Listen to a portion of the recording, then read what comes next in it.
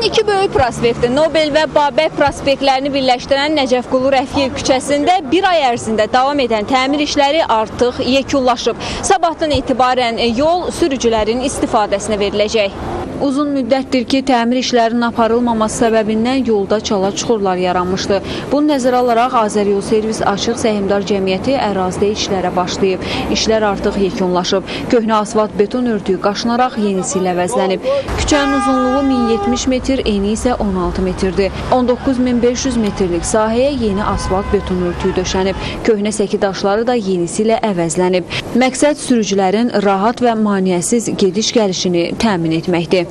Təmir tikinti işləri çərçivəsində səs sunan normal kənarlaşdırılması üçün yağış kanalizasiya sistemi quruldu. Kommunikasiya xətlərinin dəmir beton plitələri qaldırılaraq baxış qabaqları yeniləndi. Təmir işlərinin digər küçə və prospektlərdə də aparılması nəzərdə tutulur.